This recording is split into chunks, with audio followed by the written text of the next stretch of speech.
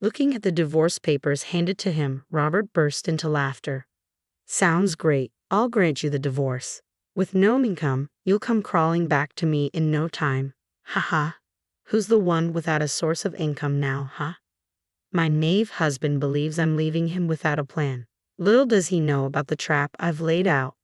I'm Emma. I've lived with my husband Robert amidst his mother and 2 older sisters. Robert has always had that youngest sibling charm, accustomed to being pampered. As the eldest child myself, I'm used to taking charge. At work, I'm respected as a leader, while Robert, my same age, increasingly leans on me. Emma, my computer froze. Oh no, did you save your work? I forgot. Seriously, let me help you redo it. Hand me your hard copies. Our dynamic duo with me supporting the ever-errant Robert became well known around the office. Over time, Robert started confiding in me about personal matters, and our time together after work grew. As the nurturing elder sister type, I didn't mind being his pillar of support. One day, Robert asked me out. I thought, why not continue like this? So, I agreed and we started dating. Robert was thrilled to publicly acknowledge our relationship, and the company gave their blessing. Our dating continued until we married. After we exchanged vows, I chose to step back from my career to be a supportive wife. As someone who tends to overwork, I also welcomed the break. I figured dedicating myself to my husband post-marriage wouldn't hurt. Several years passed, and Robert steadily ascended the corporate ladder. One day, a close colleague invited me out for drinks. As we caught up happily, my colleague, visibly relieved, remarked, "It's good to see you haven't changed, Emma." "Huh? Why?" "Well, from what Robert's been saying, you know." Robert's colleagues exchanged glances. "Hey, what has Robert been saying about me?" "We've heard that Emma isn't very good at managing household chores and that Robert supports you in everything." "No, that's not true." "It is. He often says, I'm the breadwinner. Emma wouldn't survive without me." "Yeah, we were surprised too." "Our Emma, really?" It seems Emma helping him at work was just Robert's way of making it seem that way. According to Robert, he's actually more competent at work. He even mentioned that Emma quit her job due to feelings of inadequacy. Their words left me truly shocked. Robert, who had been spoiled by his mother and sisters until we married, couldn't boil water, let alone handle household chores like cleaning, laundry, or daily cooking. I took care of everything at home, yet he's been spreading completely false stories to everyone. Not only that, he's been circulating absurd rumors about why I became a full-time housewife, claiming he's better at work, and that made me feel inadequate, so I quit. It's absurd. Why would he spread such lies? I was so shaken that I left the party early. As soon as I got home, I confronted him. "Robert, are you bad-mouthing me at work?" "Stop it." Robert responded casually. "It just came up in conversation. Wouldn't you be proud if people thought your husband was capable? You haven't said anything you shouldn't have you?" "I haven't said anything. Actually, I was too shocked today to respond properly. I'll set things straight from now on." "Don't get worked up over something trivial. You're being childish." "Haha." "Stop stressing," Robert says, "but it's not pleasant to hear gossip behind your back." Robert doesn't seem to understand, but if I clearly tell him to stop, he might not spread such rumors again. However, I later discovered my hope was naive. According to a colleague, the situation seemed to worsen. Since then, Robert has intensified his efforts to portray me as an incompetent housewife, perhaps to prevent me from exposing his falsehoods. He spread even more damaging rumors about me, insisting I'm a lazy wife who neglects household duties while loudly boasting about supporting me financially. Can you elaborate on this? I called my colleagues to get more details. Well, after that, Robert started bad-mouthing you to our boss as well. Even to the boss. Robert claimed you were so embarrassed that you begged him, "Please keep our private life out of the office." You never said that, did you, Emma? Of course not. I vehemently denied it. He seemed to anticipate that whatever I might tell our colleagues would only sound like an excuse.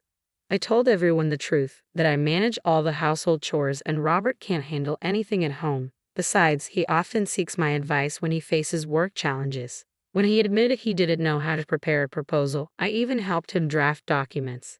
Afterward, he left everything to me because it was quicker if I did it all.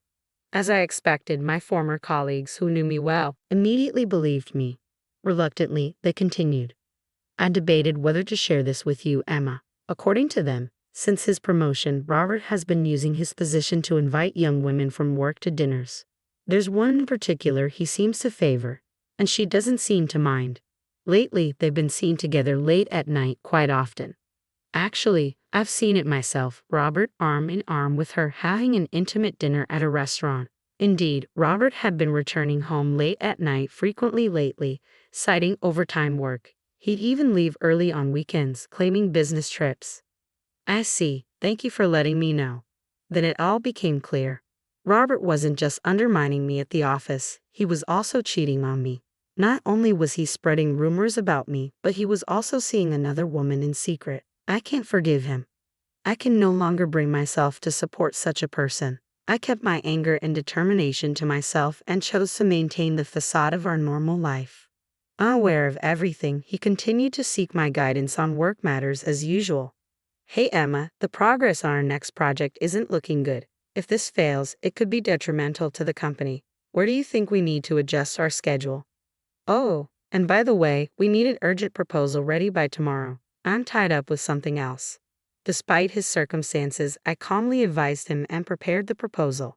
During this period, Robert frequently worked late, citing, I have to stay back, and often didn't return home until morning. It was only after completing the project preparations that I handed him the divorce papers. I can't continue like this with you. Let's end things, I said firmly. Upon hearing this, Robert burst into laughter. Divorce? What can you do without any income? I'll find work, but who would hire you after years of being a stay-at-home wife? Best you could hope for is a part-time job for some extra cash. Still, I no longer want to be with someone as unfaithful as you. I can't stand it. When I mentioned his infidelity, he was taken aback and raised his voice. What? An affair? You're just imagining things, aren't you? Do you have any proof? I stayed silent, and Robert left with a sense of triumph. You're jumping to conclusions without any proof. Since you're the one who brought up the divorce, you should be the one to leave this house. With that, he forcefully took the divorce papers and expelled me from our home.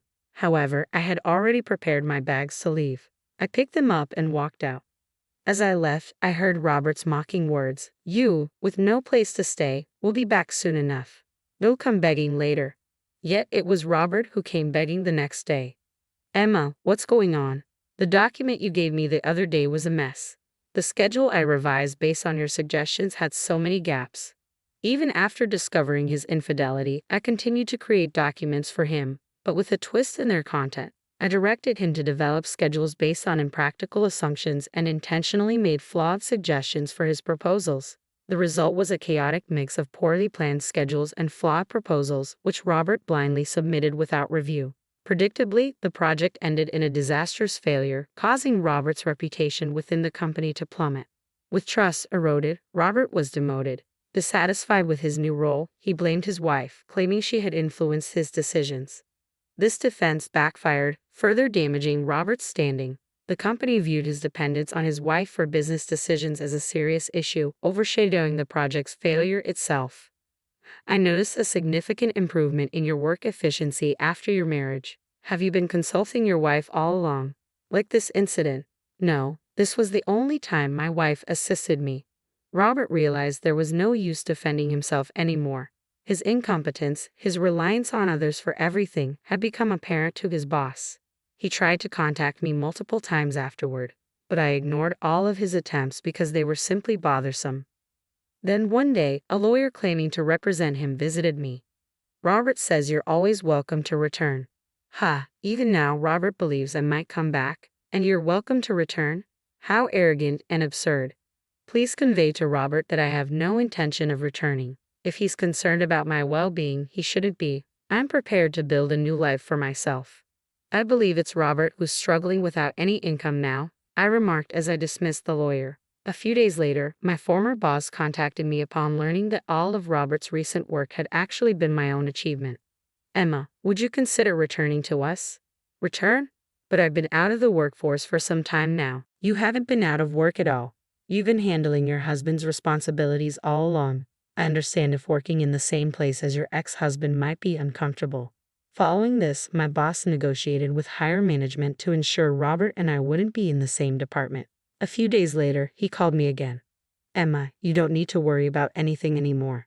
It turned out that Robert was the one who got transferred, not me. Since the incident, he had been viewed as a liability, and there were already discussions about moving him. He was considered unsuitable for such a critical department in the company. A week after I turned away the lawyer, Robert called me. Emma, please help me. They've transferred me. It seems they informed him, but I haven't heard anything. Where to? In response to my question, he exclaimed, to some remote place I've never even heard of. A department where I won't handle any crucial tasks for the company. There's no chance of promotion. It feels like I've been banished. Well, isn't this situation perfect for you? You can't make decisions independently, you delegate everything without checking, and there's no way they'd place someone like you in a critical role. We've been a team up until now. From now on, continue supporting me. You're the one who made me lose my will to support you. If you hadn't betrayed me, I would have continued backing you behind the scenes. I did betray you. It wasn't serious with her. Whether it was serious or not doesn't matter. What I can't forgive is that you deceived me. Once trust is lost, it's irreparable. Please don't leave me. I can't live without you. At this point, Robert's words failed to sway me. That may be true. I can't imagine you, unable to manage your work or the household, surviving alone. You've always relied on others, and now it's catching up with you. What happened to the reliable Emma who always used to support me? The moment you cheated, lied to your colleagues, pretended to be competent at work, and fooled around with female coworkers behind my back, you lost that support. You brought this upon yourself. I hung up on Robert in the heat of the moment and blocked his number. There was no satisfaction in being relied upon by him now. Afterward, I proceeded with the divorce. I made sure to secure appropriate alimony from both him and his mistress. Only a few trusted friends know my whereabouts since leaving the house. Blocking his calls spared me from Robert's harassment. Now, I occupy the position he once held, thanks to my familiarity with the department's operations gained through assisting him. Even after leaving, I kept informed and resumed working diligently as I did before marriage. Just as I was beginning to move on, Robert's mother and sister appeared. You must be Emma, right? They glared at me. You deceived my son and took his position. I never approved of you from the beginning, but I didn't realize you were this deceitful. Robert's habit of dishonesty hasn't changed, has it? My mother-in-law's accusation prompted my own mother to respond, her face flushing red. What did you just say? Are you accusing our Robert of lying? Now I see it clearly. It's because all of you unquestioningly believe everything Robert says that he's ended up like this. What do you mean by like this? Ask anyone at his workplace and you'll find out. Robert can't manage anything on his own. He's skilled only at being coddled and relying on others. He even expects people to cater to him. Facing my in-laws who were trying to pressure me, I remained composed as I spoke. And that's not all. Behind everyone's back, he slandered those who supported him and fabricated a persona of greatness. I didn't take Robert's position from him. Rather, his true colors were revealed, leading to his transfer. Even so, isn't it heartless for you, his wife, to abandon him? You should direct those words to Robert himself. While he was having an affair, he had me cover for him at work. Did he mention any of this to you? What? What are you talking about? Just as I suspected, he only tells you what suits him. That's typical of Robert, even now. By the way, if he has grievances, why doesn't Robert come here himself? Could it be because he doesn't want to face his colleagues after lying, cheating with a coworker, which all came to light, and getting transferred? I doubt he'd dare show his face now, would he? A fair transfer? What's that supposed to mean? I suggest you not take everything he says at face value. I'll take my leave now. Realizing the truth in my words, my in-laws left awkwardly and quietly. With Robert having played his final cards through his mother and sister, there's likely nothing more he can do. Whether he chooses to reflect on himself while living in a remote place or continues his old ways is no concern of mine. I'll simply focus on living my own life. I'm truly grateful to the boss who recognized my abilities and welcomed me back to the company.